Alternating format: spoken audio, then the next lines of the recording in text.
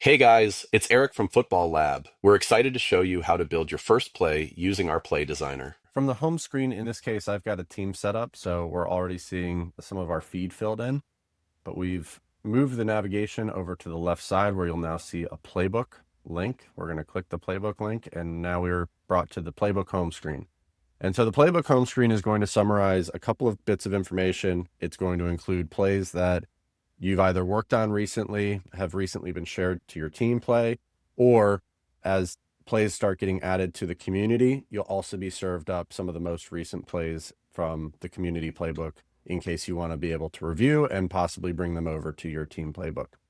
So to get started on creating our first play, we've got two action buttons, either up here at the top of the playbook list or up here in the top right corner of the playbook home screen. So we're going to go ahead and hit create play.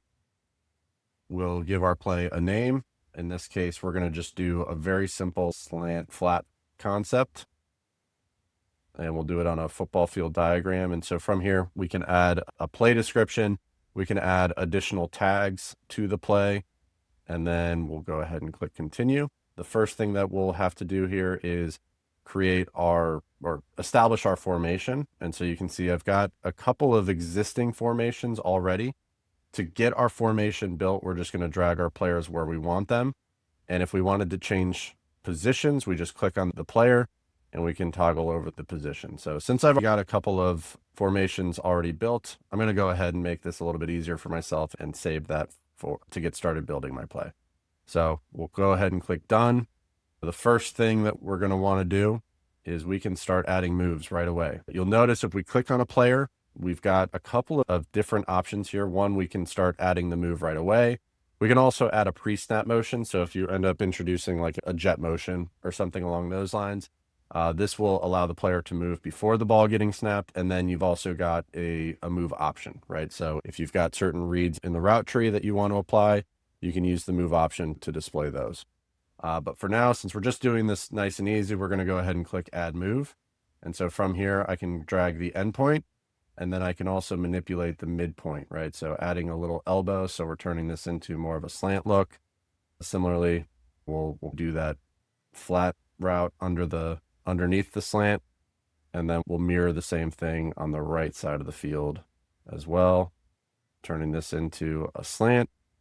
And then with our tight end, we'll go ahead and put him in the flat. And then on the running back, maybe we have him also escaping, or we can have him hang out in pass coverage. So I'm going to also add a move here, and we will actually convert this move into more of a block. All right. And then the last thing we'll do is we'll add our quarterback drop, and we can throw in, actually, before we do that, let's make sure we're snapping the ball by hitting the drop down on the pass, making sure that the quarterback is receiving the ball. And now we can throw in the pass coming from the quarterback. And we also have the ability to move this at any point in the quarterback's drop. And you can also adjust the receiving point, right? So when is the wide receiver actually going to receive the pass? But that's the basics of creating a play. To get going on actually animating it out, from here, you're just going to hit play. We're going to take all of the inputs. So we've got the snap, we've got the drop back, and we've got the throw as our receivers are moving through their route trees. So nice and easy. Would love for you guys to get in, create a couple plays, and tell us what you think. Thanks.